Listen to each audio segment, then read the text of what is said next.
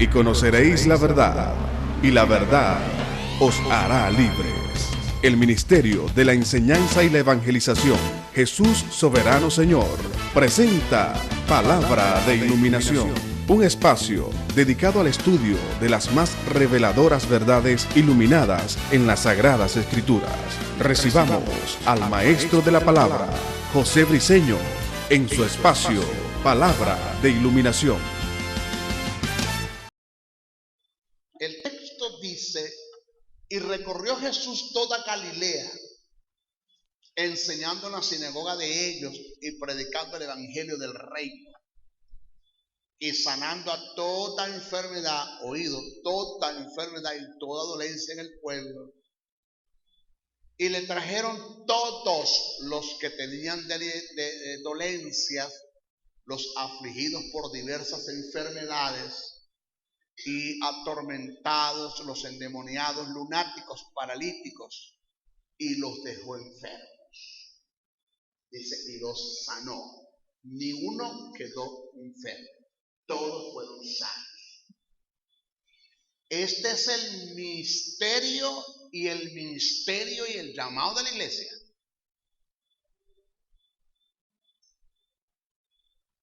El por qué eso no se está dando en nuestras congregaciones, hablando como equipo, y por qué no se está dando en nosotros como personas, hablando individualmente, y ese es tu problema, es mi problema, es nuestro problema.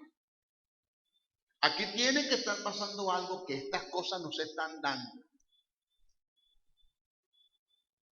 Acuérdese, nunca se le olvide este principio de neumatología. A quien ocupa el lugar de Jesús no es el Espíritu Santo. Dios siempre que se lleva a alguien, deja a alguien. Se llevó a Elías, dejó a Eliseo, se llevó a Moisés, dejó a Josué, se llevó a Saúl, dejó a David, se llevó a Elí, dejó a Samuel, se llevó a Jesús y dejó a la iglesia, no al Espíritu Santo. O sea, el Espíritu Santo vino a morar en la iglesia para darle continuidad a lo que Jesús comenzó a hacer. A través de la predicación del evangelio del reino. Por eso Jesús le dijo a los discípulos: quedaos aquí hasta que seas investidos de poder de lo alto, y me seréis testigos en Jerusalén, en Judea, en Samaria, hasta el último de la tierra. ¿A quién le voy a ser testigo? A las naciones. ¿De quién voy a ser testigo? De Jesús. ¿Con qué voy a ser testigo? Con el poder. O sea, esto no se está dando en la iglesia. La misma iglesia está enferma, físicamente hablando. El montón de hermanos en la iglesia sufriendo de hipocondríacos. Son hipocondríacos.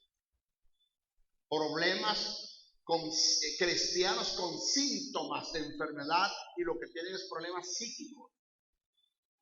Lo que llama la somatización. La iglesia está llena de temores, de dudas, de ansiedades, de incertidumbres. Cristianos que fueron fieles a Dios por 40 años, fieles entre lo que se puede llamar fidelidad, y que murieron de cáncer, y que un cáncer los mató, murieron como desgarrados, como abandonados, en un lecho, muriendo, quejándose de un cáncer. Parece ser que Jesús pudo haber dicho en la cruz del Calvario, o pudo haber dicho, puede estar diciendo en un supuesto negado, lo digo en un supuesto negado porque no lo va a decir, pero esto es alguna atribución mía que me tomo yo, como para que vos entendáis lo que te quiero enseñar. Jesús puede decir ahorita al trono del Padre: parece que haré en el mar. Si usted quiere perder la semilla, haré en el mar. Si usted quiere perder la siembra, haré en el mar. Ese fue un dicho que lo dijo Bolívar antes de morir. Supuestamente el presidente de la República reciente que murió también lo dijo. Parece ser que Jesús como que hizo un trabajo en vano. Aró en el mar, sufrió, llevó la enfermedad, hizo todo en la cruz del Calvario para que eso no se esté dando en la iglesia, para que eso no tenga efectos en la iglesia, para que eso no se vive en la iglesia. Si usted lee Mateos, el texto que acabamos de leer en Mateo 14:14, pero en Mateos 4:23-24, el texto dice, y saliendo Jesús vio una gran multitud y tuvo compasión de ellos, oiga, y sanó a los que de ellos estaban enfermos. ¿Sabía usted cuál es la diferencia de compasión,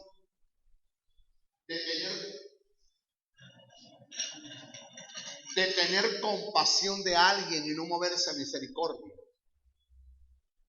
¿Sabía usted que la misericordia es la manifestación externa de la compasión?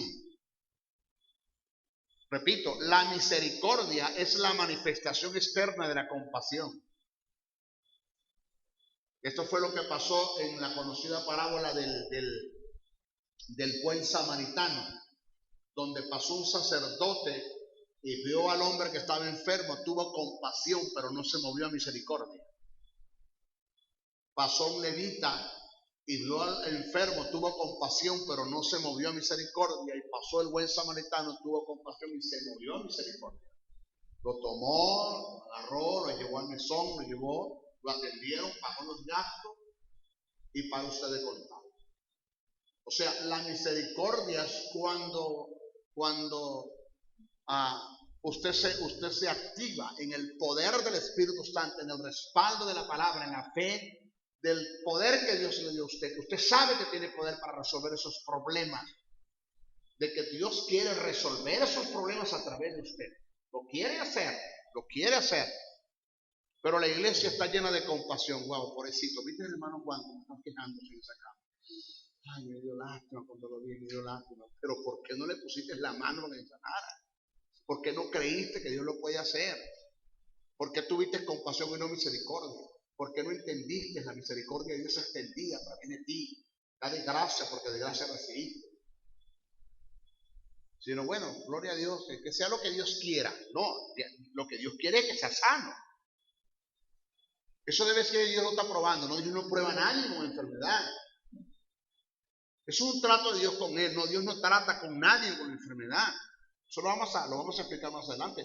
Vamos a explicar el caso de Job, el caso de Timoteo, el caso del aguijón de Pablo, que es el aguijón de Pablo, que muchos se agarran de allí para enseñar de que Dios permite enfermedades y que Dios prueba con enfermedades. Lo vamos a explicar bien. Jesús tuvo compasión y se movió a misericordia. Ahora, mire esto. La sanidad divina es una parte esencial del evangelio del reino. Por ahí comenzamos. La sanidad divina es una parte esencial del evangelio del reino. Donde no hay sanidad, no hay evangelio. ¿Qué le parece eso, pastor? Donde no hay sanidad, no hay evangelio. Porque el evangelio son evangelia, buenas nuevas de salvación. Y vas casa por casa, de dos en dos, tocando puertas, echar fuera demonios, limpiar leprosos, resucitar muertos. Esa es la comisión. Anunciando las buenas nuevas de salvación. ¿Cuáles son las buenas nuevas? Donde hay una persona que está quejándose de un maldito cáncer que le está matando, tengo unas buenas nuevas para ti. ¿Cuáles son las buenas nuevas? Que el Señor te puede sanar de esa enfermedad. Las buenas nuevas es eso. Las buenas nuevas no es que repita conmigo hasta que se muera, para que se muera y se vaya. No. La buena nueva es que usted acepte el plan de salvación, el Señor le sane esa enfermedad, lo levante y usted sea testimonio del evangelio del reino, del evangelio de Dios que es poder. Son las buenas nuevas. Da de gracia, porque de gracia recibiste. En la iglesia un poco de malagradecido. Gente que fueron sanados de enfermedades terminales. ¿Usted cree que están haciendo público eso? ¿Están anunciando la verdad? ¿Son agradecidos de Dios? Entonces, el sanar a los enfermos, echar fuera demonios, limpiar leprosos, resucitar muertos. El caso que le pasó a Smith Wigglesworth, el apóstol de la fe, que el Señor le dijo, toma tu vehículo y te vas a tal sitio que hay un niño que está enfermo y quiero hacer un milagro a través de ti. Cuando llegó al sitio que tocó la puerta, salió la mujer llorando, que era su madre, y le dijo: disculpe, vengo de parte de Dios, que me dijo que aquí había un niño que estaba enfermo y Dios quiere hacer un milagro con él. Y le dijo a la mujer llorando: usted llegó demasiado tarde, porque mi hijo acaba de morir. ¿Qué le dijo Smith Willis? Disculpe, mi sentido pésame, señora. No, todavía Dios no me ha enviado a alguna parte a hacer algo que haya llegado demasiado tarde. Déjeme pasar. Todavía Dios no me ha enviado a hacer algo que yo haya llegado demasiado tarde. Y él mismo, Dios nunca llega tarde, Dios siempre llega a tiempo. El hecho de que Jesús se haya quedado 4 días sin venir a Betania no fue que llegó tarde. Cuando Marta le dijo: si hubieses estado aquí, mi hermano no hubiese muerto, lo que le dijo fue: Jesús, llegaste tarde. Jesús dijo: no, Marta, yo nunca llego tarde, yo soy de resurrección y la vida. Jesús siempre llega a tiempo, Dios nunca llega tarde, nunca, siempre llega a tiempo. Todavía Dios no me ha enviado a hacer algo que yo haya llegado demasiado tarde. Déjeme pasar. Pasó, puso la mano sobre el niño y resucitó. Que la necesidad del evangelio aquí en el Callao, en Turmeremo, en Venezuela, en Sudamérica, en Centroamérica, en Norteamérica, Europa, Asia, en el continente africano, la necesidad de la manifestación del reino, del poder de Dios. Demostrarle al mundo que sí hay solución para ello. Pero que el Espíritu Santo nunca puede convencer de pecado, y menos con el tipo de mensaje que hay en la iglesia. Un mensaje lleno de terrorismo, de mentiras, de manipulación, de intimidación, de control, de mercantilismo. Porque ahorita lo que se habla es mucho de dinero, pacten, siembren. Lo mío es sacarle la plata a la gente. No es eso. Eso no es. Entonces, la sanidad divina es parte esencial del evangelio del reino. La gran verdad de Dios es que Dios es sanador. Aparece a través de toda la Biblia. La gran verdad de que Dios es sanador aparece a través de toda la Biblia. Tanto el Antiguo como el Nuevo Testamento testifican la provisión de Dios para la sanidad de la humanidad. Una extensa porción del ministerio terrenal de Jesucristo estuvo relacionado con proporcionar sanidad física a los enfermos y afligidos. La historia de la iglesia de los primeros cristianos está llena de relatos de grandes sanidades y milagros realizados en el nombre de Jesús. Hoy, una de las grandes verdades es que el Espíritu Santo restauró la sanidad divina en medio de un mundo escéptico, incrédulo. Los cristianos hoy en día están experimentando, o deberíamos experimentar, la realidad del poder sanador de Dios. Lo que dijo San Agustín me gustó mucho cuando leyó el pasaje donde Pedro y Juan fueron al templo llamada La Hermosa. Y había un hombre que estaba postrado allí, le hacían 40 años. Y dice la palabra que viendo a Pedro, Pedro vio y Juan vio que tenía fe para ser sano. Y le dijo: no tenemos plata, no tenemos oro, pero lo que tenemos te damos. En el nombre de Jesús, levántate. Juan Agustín dice: la iglesia de hoy en día, hablando de la iglesia católica, tiene plata y tiene oro, pero no tiene poder. Aquellos cristianos, a la iglesia de los primitivos, la iglesia de los primeros cristianos, no tenían plata y oro, pero tenían poder. La iglesia católica, el Vaticano, es la organización, el organismo que más dinero tiene, pero no tiene poder. Entonces San Agustín dijo: qué cosa tan tremenda el contraste. Que aquella iglesia de los primeros cristianos no tenían dinero, pero tenían poder. La iglesia de estos tiempos tiene dinero, pero no tiene poder. Estoy hablando del catolicismo. Si vamos a la iglesia evangélica, ni poder ni dinero. ¿Aló? Ni poder ni dinero tiene.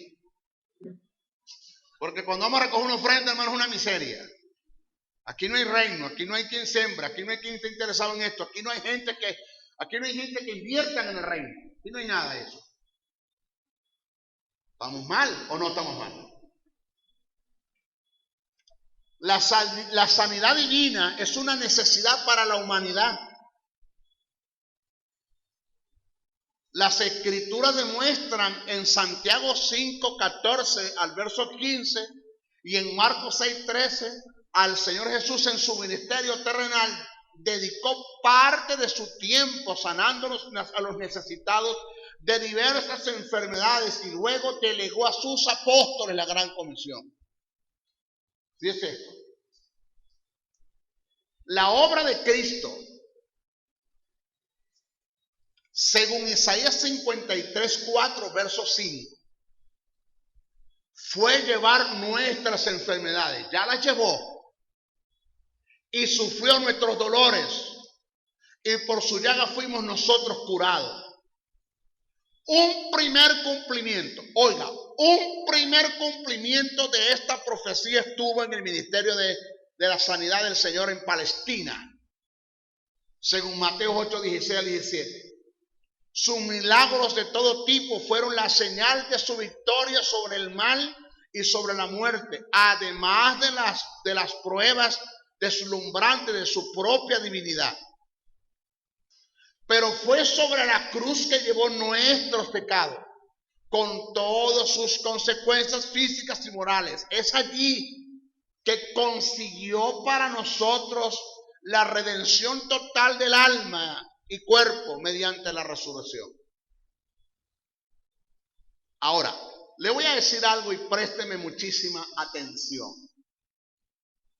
¿Qué le garantiza a usted que usted salve?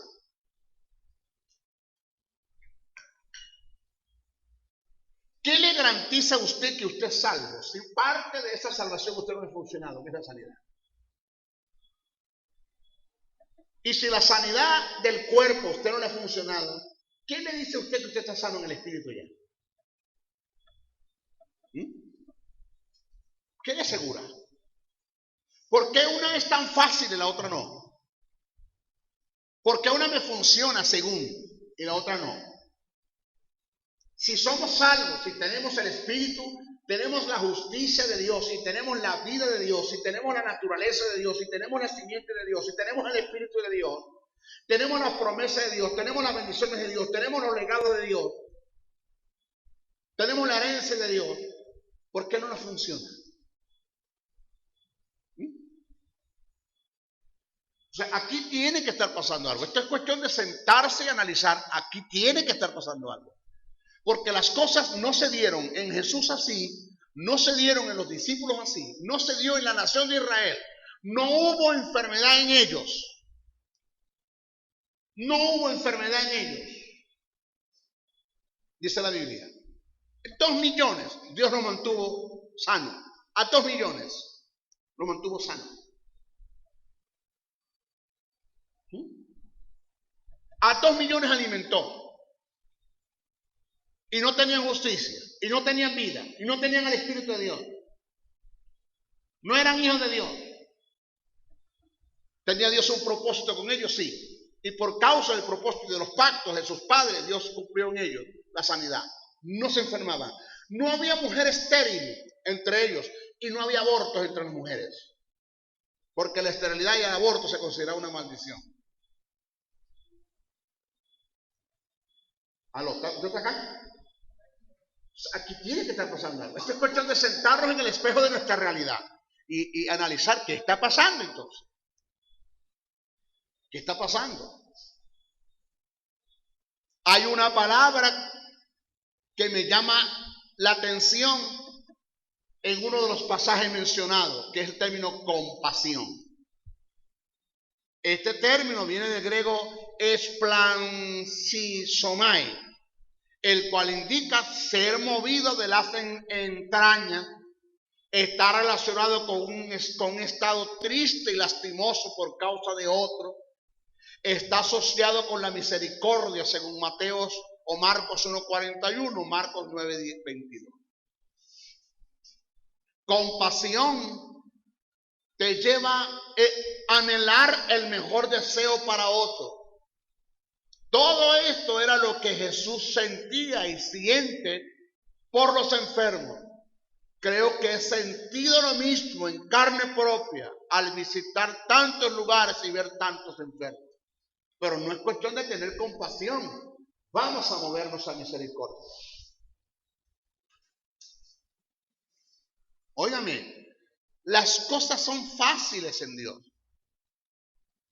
Hablando en cuanto a que para Dios hay cosas fáciles, porque para Dios no hay cosas fáciles ni difíciles, de todo lo puede. Son fáciles. Y punto.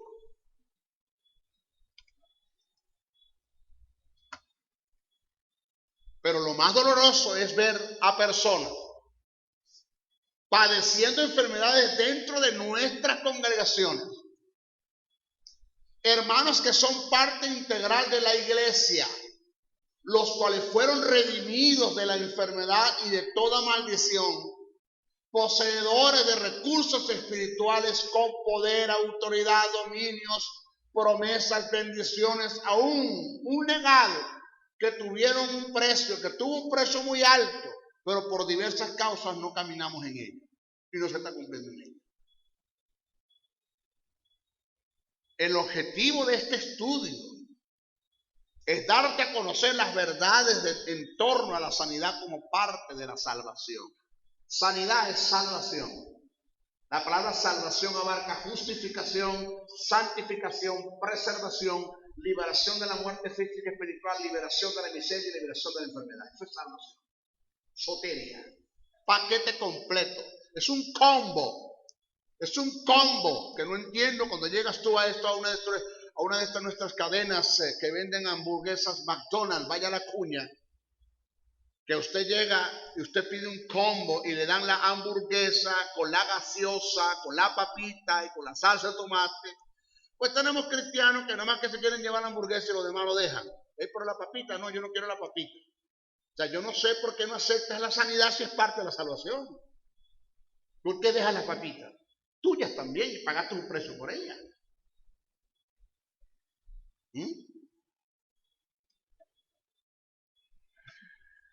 El conocido predicador de sanidad divina, F. Woodford, afirma, oiga bien lo que este hombre enseña, me pateó, me golpeó, me llegó a mi espíritu este pensamiento. Antes de que alguien pueda tener una fe firme y recibir sanidad en su cuerpo, debe deshacerse de toda duda e ignorancia concerniente a la voluntad de Dios en este asunto. Para recibir sanidad por fe necesitamos saber lo que enseñan las Escrituras. Tanto es la voluntad de Dios sanar el cuerpo como lo es sanar al alma. Hasta tanto no conozcamos cuál es la voluntad de Dios en relación a la sanidad del cuerpo, no tendremos nada en donde basar nuestra fe. Es decir, si usted es una persona que está creyendo que Dios prueba con una enfermedad, ¿cómo Dios lo puede sanar? Si usted es una persona que está creyendo de que Dios permite la enfermedad, ¿cómo Dios lo puede sanar? Porque eso le enseñaron. Porque eso por tradición, que es una de las más grandes maldiciones que tenemos en nuestras iglesias, la maldita tradición. Porque así me lo enseñó tatarabuelo, mi bisabuelo, mi abuelo, mi mamá, mi papá, la organización, y así creo yo. Y tenemos 40 años, 50 años, 60 años equivocados, viviendo en un error, en una falsa doctrina, en una maldición. Siendo benditos con toda bendición espiritual, estamos caminando en terrenos de maldición. Y no puede ser. Entonces se levantan maestros, no digo un maestro, maestros se levantan y Dios le ilumina estas verdades que ya están reveladas en las Escrituras, les enseño y entonces te atacan y te llaman falso. Porque para mí es mejor mi comodidad, lo que llaman la comodidad del nido. Por eso el águila coloca punzas en sus nidos para que los pichones se sientan en la incomodidad y tratan de salir del nido y después los enseñan a volar, se los ponen sobre sus lomos y van a las alturas y los sueltan y el pichoncito de la gallinita dando vueltas hasta que el águila lo vuelve otra vez a agarrar y se lo vuelve otra vez a llevar hasta que aprenda a volar. Ya llega un momento que le dice, esta es la tercera vez, o voláis o te vas a estrellar, porque yo te voy a decirle más. Así hace Dios. Dios busca maestros que enseñen estas verdades, que le iluminan, les revela, les ilumina de lo que está revelado, de lo que fue inspirado, para enseñar a volar a la gente, y la gente no quiere volar. La comodidad del nido. Ahí estoy yo, aquí estoy cómodo. La tradición, el dogma, la religión, el paradigma, la filosofía. Aquí estoy yo, sentado. ¿Qué es lo que enseñaba en estos días? Es una verdad. Estoy enseñando acerca de lo que es escatología y hago mención de las diferentes escuelas. De la que enseña que la iglesia va a ser arrebatada en medio de la gran tribulación, medio tribulación, que la iglesia va a ser arrebatada después de la gran tribulación, post tribulación, y que ni siquiera va a haber arrebatamiento, que eso es lo que llaman el kingdom now. Niegan el arrebatamiento de la iglesia, ya el reino está establecido, la iglesia es la antesala del reino, la iglesia tiene que empezar a trabajar para que cuando Cristo venga tenga las gobernaciones de las alcaldías agarradas. Ese es el kingdom now. Oiga bien, se levantó un hombre, maestro, disculpe, perdón, dígame, le faltó tratar la escuela pretribulación, o sea, la escuela que enseña que la iglesia se va a la tribulación. Es que eso no es una escuela. ¿Cómo? Eso no es una escuela. Nunca tú puedes catalogar la verdad absoluta de Dios como escuela. Nunca. La escuela nace del pensamiento de los hombres, del parecer de los hombres, del a mí me parece, de mi propia interpretación, de una eisegesis. No exégesis, de una eisegesis, porque yo creo que sea así. Y aquí no importa lo que tú creas, aquí importa el que Dios te dé a descubrir por el Espíritu Santo el pensamiento de Dios en lo que escribieron los apóstoles, en lo que escribieron los profetas. Entonces se levantó un hombre, maestro, perdone, ¿usted cree tener la verdad absoluta? Sí, porque si yo no tengo la verdad absoluta estoy perdiendo el tiempo con lo que estoy enseñando. Lo que no creo es que tengo toda la verdad absoluta. Es lo que yo creo. Yo no tengo toda la verdad absoluta, pero tengo la verdad absoluta, porque si yo no tengo la verdad absoluta estoy perdiendo el tiempo. Estoy enseñando pensamiento de hombre, lo que al hombre le parece. Entonces yo voy a presentar las escuelas para debatirlas teológicamente hablando, que eso pierde fuerza en la rama de la escatología, en la teología pierde fuerza, porque son escuelas, no es el pensamiento de Dios. Entonces el pensamiento de Dios no se puede entender como escuela, esa es una verdad absoluta. Entonces cuando nosotros como ministerio nos paramos acá a enseñar una verdad, tenemos que entender que es una verdad verdadera y que está fundamentada en la verdad de Dios, que fue lo que Dios dijo, entendiendo los tipos de inspiración, temneuti fenómeno, entendiendo los tiempos en que se escribieron, tomando en cuenta el emisor, el receptor, la comunicación, la causa de comunicación, el contexto histórico, y para ustedes contar. Y no es cuestión de leer Biblia, su nombre gloria. No. Entonces, como voy a presentar este tema de sanidad, es absoluto, es lo que está en la Biblia, es el pensamiento de Dios. Eso es lo que usted cree, maestro, no es lo que yo creo, es lo que está escrito. Es lo que la Biblia quiere decir, no es lo que la Biblia dice. Porque cuando yo enseño lo que ahí me parece que la Biblia dice, eso es eisegesis, esa es mi propia interpretación. Cuando yo enseño y digo lo que la Biblia dice, eso es hiperliteralismo. Pero cuando yo enseño lo que la Biblia quiere decir, es producto de una exégesis, de que descubrí el pensamiento de Dios en el pensamiento de los hombres, lo que los hombres escribieron. Eso es importante entenderlo. ¿Ok? Solo cuando entendemos que nuestra búsqueda es precisamente lo que Dios promete, toda duda podrá ser quitada y una fe constante transformará en una realidad cada una de las promesas y bendiciones destinadas por Dios para su pueblo. Vamos a ver estas verdades que están acá escritas. Miren, la iglesia debe entender que la enfermedad tuvo su origen en el pecado.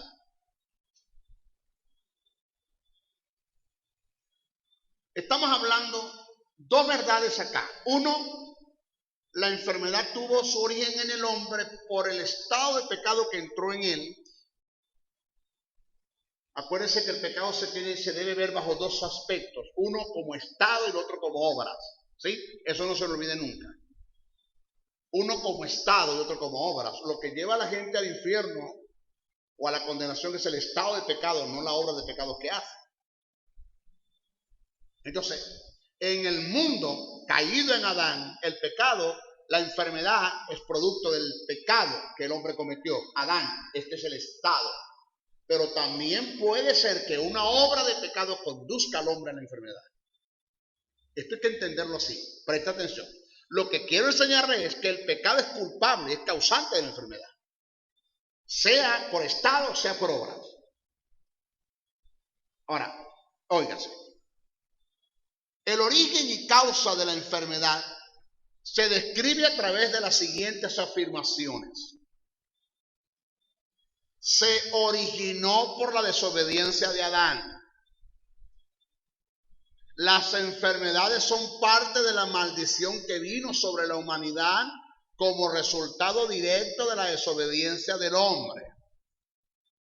Por consiguiente, directa o indirectamente, el estado de pecado en la que el hombre cayó es la raíz de toda enfermedad. Las enfermedades son parte de la paga del pecado. Según Romanos 6:23. El dolor sugiere falta de bienestar y falta de paz. Este fue el estado mental y emocional de Adán después de su transgresión. El peso de la culpa en su convicción, condenación y vergüenza lo dejó accesible y vulnerable ante la enfermedad. Ahora, con todo esto no queremos afirmar que un cristiano que esté enfermo esté en pecado. Se puede dar el caso que el pecado en el cristiano entre por la enfermedad, que la enfermedad en el cristiano entre por el pecado. Se puede dar, pero no todas las veces es el caso. Esto lo vamos a demostrar, según lo que escribe Santiago. Ahora, con esto no queremos afirmar que un cristiano que esté enfermo está en pecado. Lo que queremos dejar en claro es lo siguiente. El derecho legal otorgado a la enfermedad para que se apoderase del hombre fue la alta traición cometida en contra de Dios en el huerto del Edén, según Isaías 53, versos 4 y 5. Dios no, negativamente. Dios no hizo al hombre enfermo ni para que viviese enfermo. Dios lo hizo sano y para que se mantuviese en salud hasta el punto que Dios creó en él un medio de defensa llamado sistema inmunológico, el cual se encarga de combatir cualquier agente infeccioso que ingrese en su cuerpo mediante las acciones de los componentes existentes en la sangre, es decir, las células y las proteínas. Es el sistema inmunológico. Mire bien esto. ¿Sabe el cuánto por ciento le está funcionando el sistema inmunológico al hombre? Porcentaje muy bajo y con todo eso no se enferma. Con mucha seguridad escribo y afirmo que una de las causas por las cuales Jesús no vivió enfermo ni hubo enfermedad en él es porque en su cuerpo funcionaba el sistema inmunológico al 100%. Dicho sistema fue deteriorado en un gran porcentaje por el pecado en la vida de Adán, el cual fue herencia para todos los hombres. Ahora, si usted con ese sistema inmunológico que no le está funcionando un 100%, ¿cómo se enferma? ¿Cómo será si le funcionase un 100%? La enfermedad no tiene cabida, ni un parásito, ni un virus, ni una bacteria. Tiene cabida en un hombre con el sistema inmunológico. Funcionando al 100%. En Jesús, este sistema de defensas operaba en toda su extensión. para que la enfermedad cayese sobre el cuerpo de Jesús, oiga esto, pastor, debió deteriorarse su sistema inmunológico, lo cual fue posible por causa del estado de pecado que Dios puso en él. Ahora, lo primero que Dios puso en Jesús fue el pecado, después la enfermedad. ¿Por qué no pone primero la enfermedad y después el pecado? Analice usted eso. ¿Por qué primero Dios no pone sobre Jesús la enfermedad y después coloca el pecado? Porque si Dios pone sobre Jesús la enfermedad, rebota. Porque el sistema inmunológico funciona un 100%. Dios tiene que deteriorar el sistema inmunológico en Jesús por causa del pecado que pone en él. Entonces, cuando la enfermedad puede entrar en Jesús.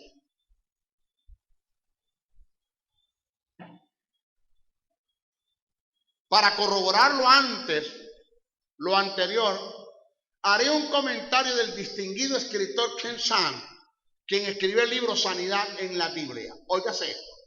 Cuando Dios hizo al hombre a su imagen, lo formó con un reflejo de lo divino. En aquella primera pareja humana había una semejanza con Dios. Su vida provenía de Dios, su personalidad humana, las leyes de su existencia, la naturaleza de su mente. Estaba todo basado en el modelo divino. Gracias a esa semejanza, y aunque eran seres físicos, Adán y Eva podían gozar de una libre y deliciosa comunión con Dios. Y el resultado de estas acciones perfectas era la libertad del temor, del fracaso y el experimentar sin estorbo las bendiciones y generosidades divinas. El relato en Génesis nos muestra que todo lo que Dios hizo era bueno en gran manera. La palabra que se utiliza para bueno es top, T-O-B, top, que indica agradable, próspero, hermoso, feliz, importante, fértil, todo relacionado a lo mejor. Estas expresiones nos ofrecen el cuadro de una vida llena de deleites y satisfacción, de un mundo feliz en el que abundaban las bendiciones, de una sociedad justa y pura, de un universo libre de cualquier cosa perjudicial. Si estas escenas se aplican a la historia de la creación, entonces es evidente que el mundo que Dios creó era hermoso en todas las cosas. El pecado y la enfermedad eran algo extraño a la buena tierra. No estaban allí en el principio. No provenían de Dios. Y desde que estas aflicciones cayeron sobre el hombre, Dios ha procurado librar a su pueblo de ellas. Todo lo que Dios hizo es bueno en gran manera. ¿De dónde sale la enfermedad? Mis hijos, ¿por qué Matusalén duró tanto tiempo? ¿Por qué los patriarcas duraron tanto tiempo? ¿Por qué ya estando en maldición se deteriora el cuerpo tan paulatinamente? Porque ahora la cosa ha avanzado más.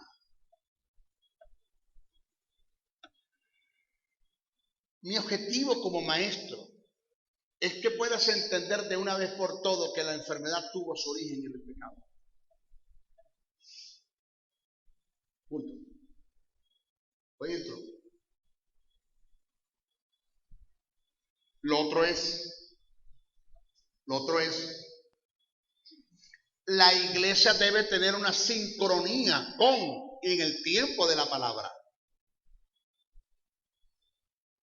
Esto que le voy a decir ahora es una de las cosas que ha servido de obstáculo como para Dios llevar a cabo su obra de redención en cuanto a la sanidad. Su cumplimiento en cuanto a la sanidad divina, posicionalmente hablando, en la posesión de la iglesia.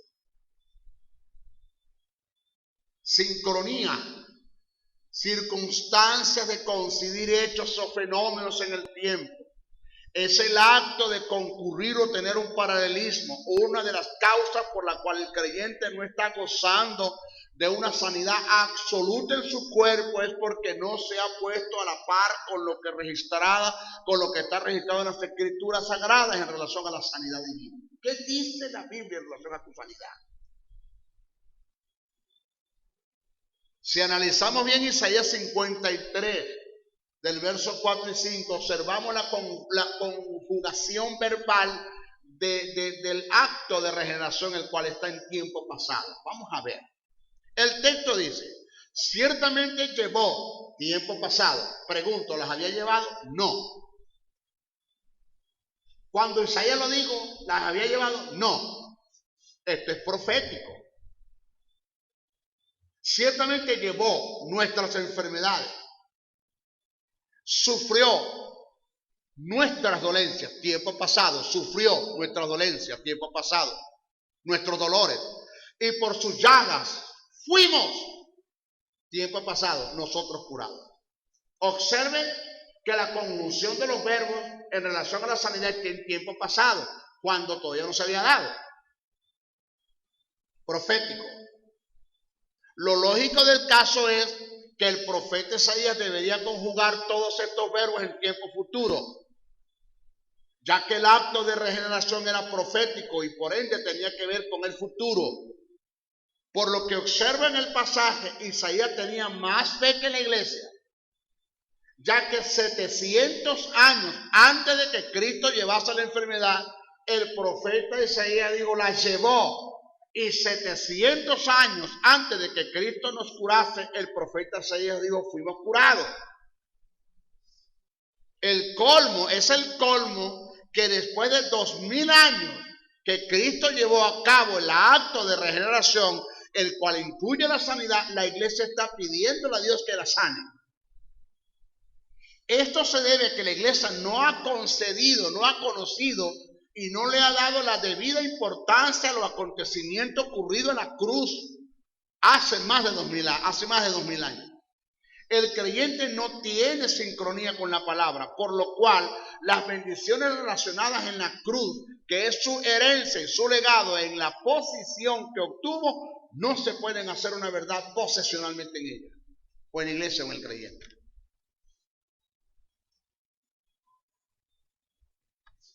Mi pregunta es,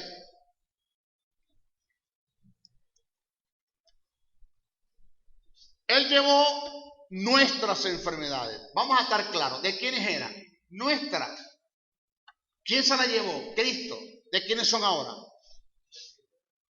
Ya no son nuestras. Ya no son nuestras.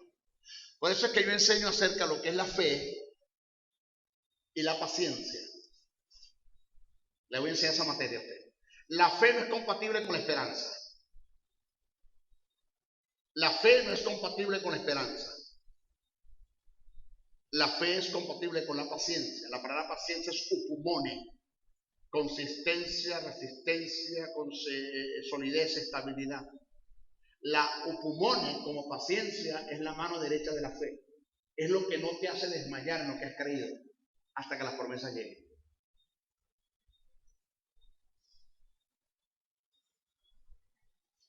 ¿Cómo usted le va a pedir a Dios que lo sane cuando hace 2000 años ya te sanó?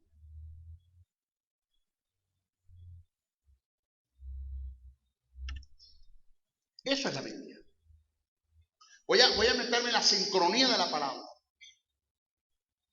Señor, yo te doy muchísimas gracias porque tu palabra dice que hace 2000 años tú me sanaste en la cruz de Calvario. Y yo creo, Señor, que eso es una verdad en mi vida. Lo que está escrito es una verdad y la última palabra la tienes tú, Señor. Y me mantengo en fe, en paciencia, hasta que esto sea una verdad en mí. En el nombre de Jesús. Amén, amén. Diferente. Pero no se le olvide que la oración de fe se hace una sola vez. Las demás son acción de gracia. No es que usted va a venir, Señor, ¿qué fue? Tengo orando años por esta enfermedad. No. Aunque la enfermedad no se manifieste, usted manténgase en fe por la paciencia. Y su oración va a ser, Señor, te doy gracias. Porque aun cuando no se ha manifestado, yo sé que ya es un hecho consumado en la cruz del Calvario. Y te doy gracias. Como dijo un conocido predicador, Señor, si no me sana, yo sigo creyendo que tú eres el sanador.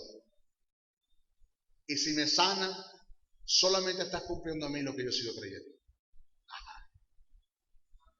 Punto. Así es sencillo. Dios en este tiempo no está sanando a nadie. Ya Él nos sanó. Dios en este tiempo no está salvando a nadie. Ya Él pagó un precio por la humanidad. Para los efectos de Dios, todo el mundo tiene posibilidad de ser salvo. Porque ya Él pagó un precio. Que todo el mundo no ha entendido esa verdad es otra cosa. La sanidad es un hecho consumado en la cruz. Cristo nos salvó por completo. No crea que cada vez que un pecador viene a Cristo y lo recibe como Salvador, Dios quita el estado de pecado de él y lo coloca sobre Jesús. Él lo quitó tiempo pasado y lo puso sobre Jesús en la cruz del Calvario. En la cruz se dio el misterio del cambio. El mismo caso se dio con la enfermedad. Ya fue puesta sobre Jesús en la cruz hace más de 2000 años. El sacrificio fue completo. El pago fue total. La deuda quedó cancelada. Es un hecho. Hebreos 10:12 dice: pero Cristo, habiendo ofrecido una vez y para siempre un solo sacrificio por los pecados y las enfermedades, se ha sentado a la diestra del Padre. ¿Cuántas veces lo hizo? Una sola vez, no lo va a hacer más. El precio está pago. ¿Por qué estoy enfermo? Analícese, piense. Hay muchas razones que le vamos a dar. En este estudio vamos a dar las razones por las cuales el creyente se enferma. Porque hay tantos enfermos en la iglesia, la vamos a dar. Dios no obra sobre lo que yo hago. Yo camino sobre la obra que Dios hizo. Para efecto de Dios, el mundo está salvo. Si el mundo no ha hecho de la salvación una realidad en sí mismo, ya ese es problema del mundo. Eso es otra cosa. Dios no tiene que perdonar a los pecadores. Los pecadores deben aceptar el perdón de Dios. Ya Dios nos perdonó. Es un hecho. El estado de pecado fue puesto sobre Jesús en la cruz. En la misma medida, Él pagó un precio quitando el derecho que la enfermedad tenía sobre la humanidad. Por lo tanto, ya fuimos sanados hace más de 2000 años. Solo debemos creerlo y aceptarlo. No es correcto pedirle a Dios aquello por la cual se ha pagado un alto precio y se ha puesto a tu disposición. Él te dio la sanidad, solamente debe vivir en ella. Cuando enseño lo que es la oración, le presento dos grandes verdades. Hay dos tipos de oración que Dios nunca le va a responder. Dios nunca Dios le va a responder la oración. Ese tipo de oración, uno, cuando usted le pide que haga lo que usted tiene que hacer. Es usted el que lo tiene que hacer, ya lo hizo. Y la segunda oración que Dios no le va a responder es cuando usted pide que haga lo que ya le hizo. O sea, no me pidas que yo haga lo que tú tienes que hacer. Uno, y no me pidas que haga lo que ya yo hice. Yo te sané. Porque estoy enfermo. Hazte un chequeo, analiza los principios que has quebrantado del reino, los principios que has quebrantado en el mundo espiritual, los principios que has quebrantado en el mundo universal. Hazte un chequeo. Vamos a analizar esto. ¿Ok? En nuestra próxima clase seguimos con ese estudio. ¿Ok? Bendiciones, bendiciones, bendiciones. Si has sido bendecido a través del mensaje transmitido en este programa, comunícate por los teléfonos 0058-416-860-7602, 0058-414-9992 o al 0058-261-737-3387. Escríbenos a los correos electrónicos josebriceno77@hotmail.com, Jesús Soberano 77 @hotmail.com Y si deseas seguir disfrutando de estos mensajes, ingresa a nuestro portal web maestrojosebriceno.blogspot.com. Suscríbete a nuestro canal en YouTube o visítanos en Facebook. Será hasta una nueva oportunidad en su programa Palabra de Iluminación.